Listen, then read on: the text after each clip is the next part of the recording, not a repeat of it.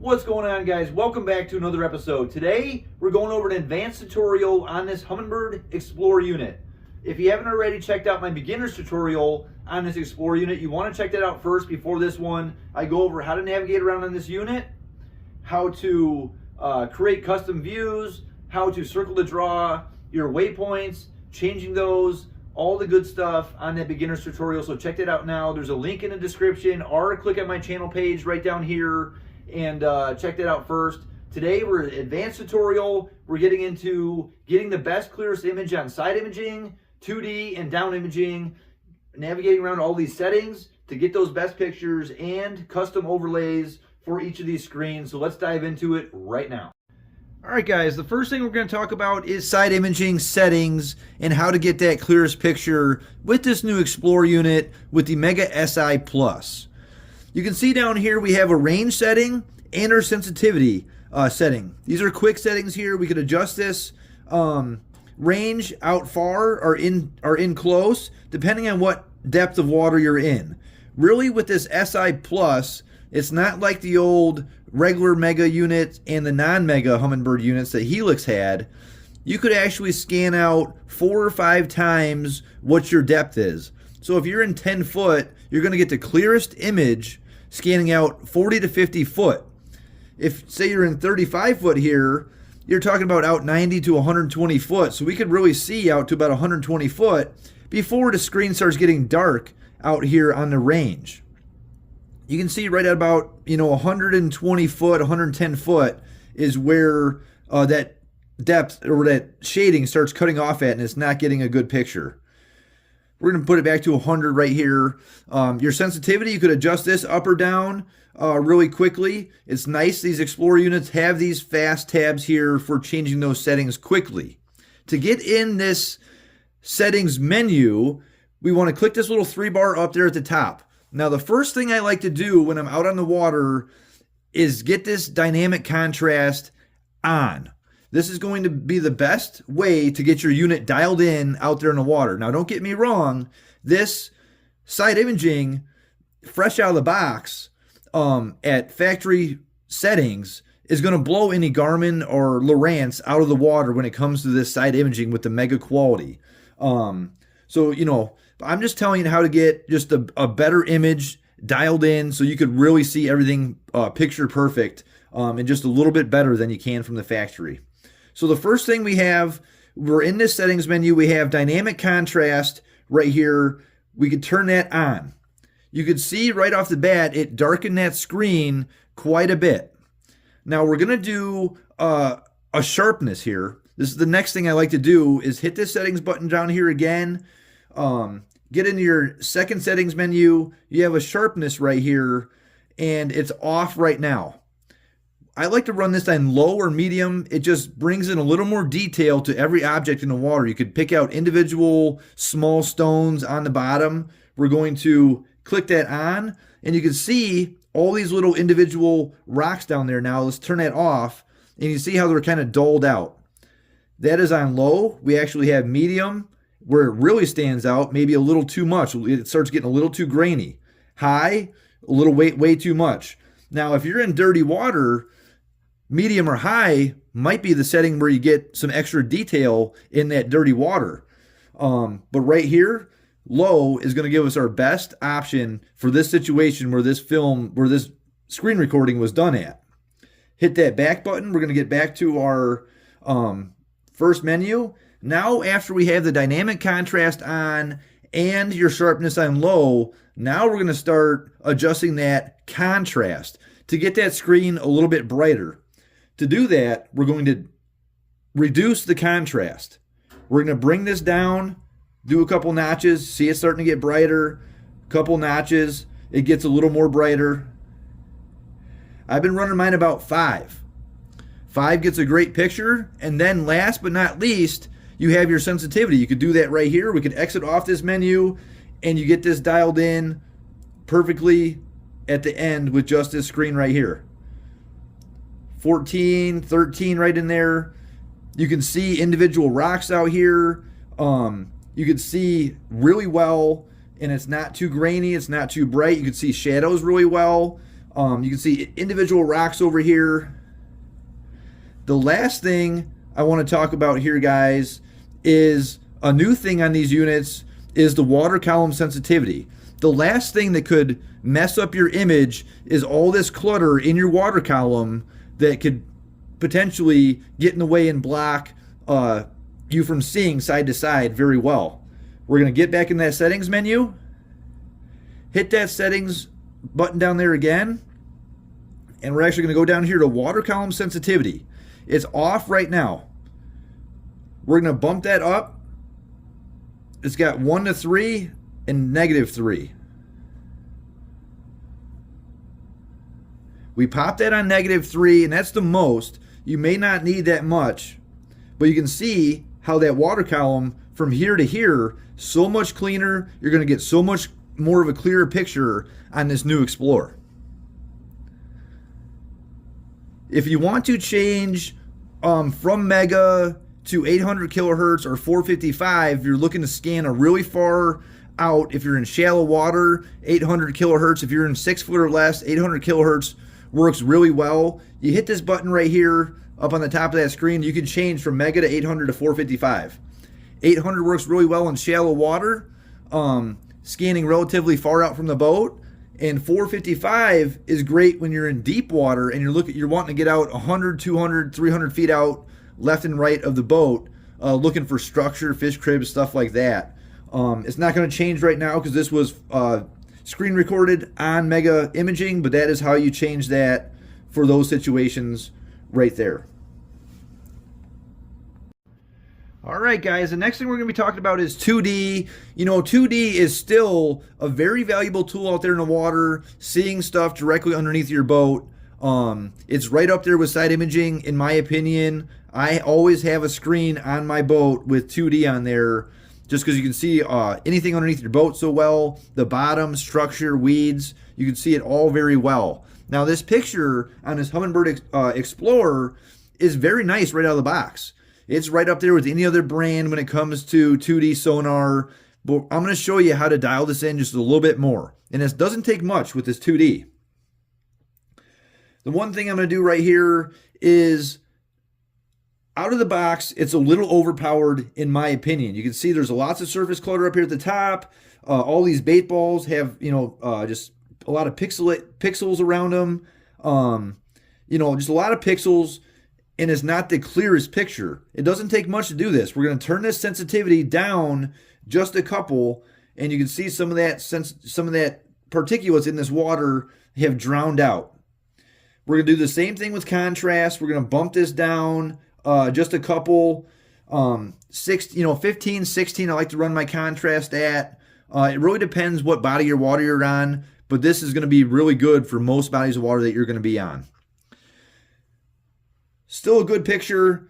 We're going to get it that much better is we're going to hit the settings button down here one more time. We're going to scroll down to surface clutter. You can see a lot of just clutter on this screen up here near the surface. This happens a lot when you're on a river that has current, anywhere near a dam. You have algae blooms, or you're just on a body of water that there's a lot of wind blowing, a lot of turbulence up on the surface of the water. Surface clutter. Drop this down until it eliminates most all that surface clutter. It's not going to affect any of the fish.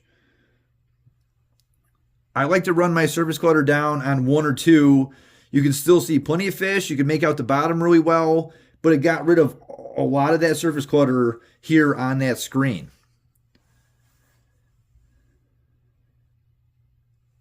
And you can see that picture from over here is just a little bit better.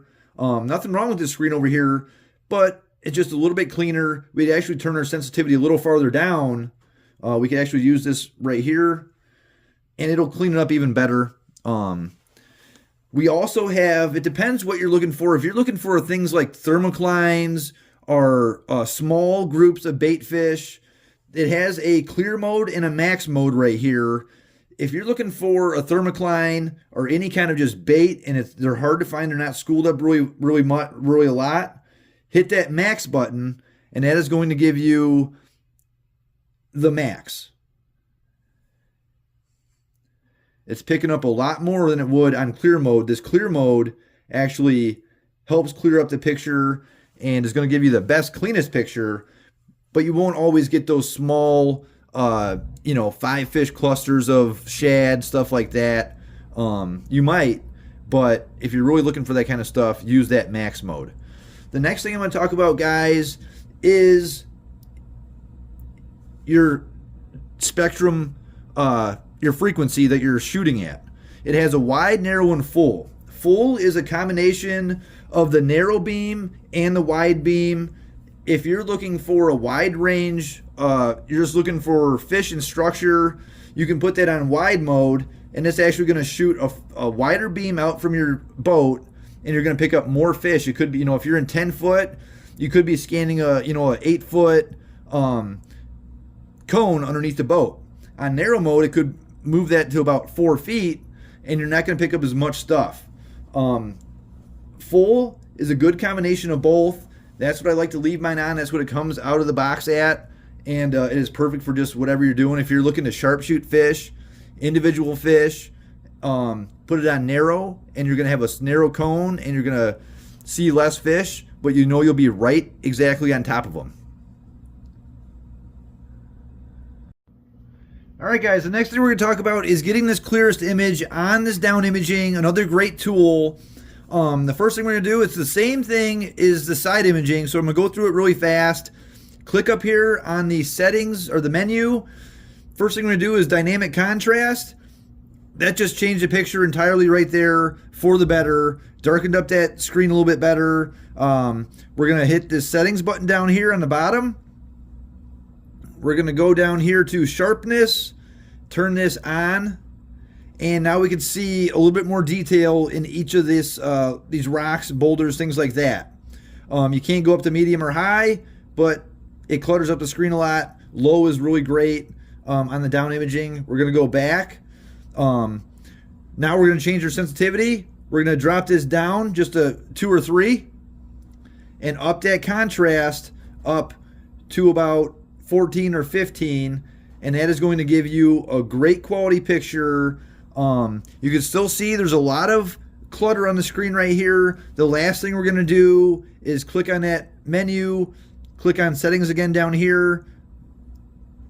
Go back, go down to water column sensitivity, and this is the entire water column here. We're going to bump this down to -2 or -3 depending on your body of water. You just want to adjust that so you don't get as much clutter here. That's -2. Let's just do that was -3. Let's do -2. And you can see that the screen is just so much more dark, more crisp than this back here. So there you have it, down imaging. All right, guys, the last thing we're going to talk about on this advanced tutorial, we've gone over all the settings. We're going to talk about these overlays, because a lot of times these overlays can get in the way and just don't look that great. How you do that is just hold down on one of those overlays right there. You can turn these off completely just by doing that right there, and you won't see those overlays. Turn them back on just like that. We could get rid of each one of these individually. The ones that are white are the ones that are going to show up. The ones that are gray down here are the ones that are not going to be seen. So we have our depth, time, our GPS, mile per hour, the temp, and 12-volt supply. Really common things that you'd want to see out there. Say we don't want our 12-volt supply on there. We just click on that one there, position 5, turn that off, and now it'll only show these 4 on there. So we got rid of that one. You could add ones as well doing that same thing. Let's click on hold on there. Let's go down to presentation, and we have some different options in here for this. We could put these at the bottom like that. I like them up at the top. They come out of the factory at large. We can make these small so it doesn't take up as much room here, and then we can make these black if we want to, or white. The white does look good over the black on down imaging. So in different screens, you want to set each screen up like this.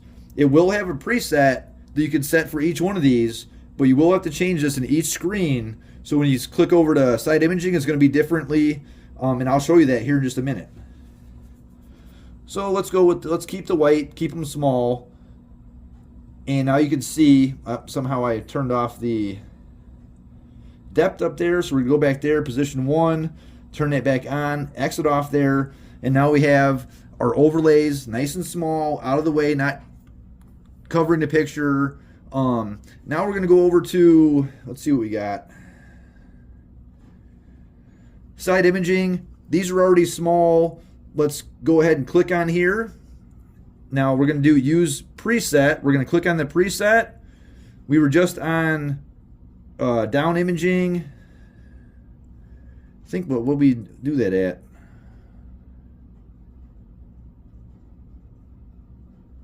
I think that was it there, overlay.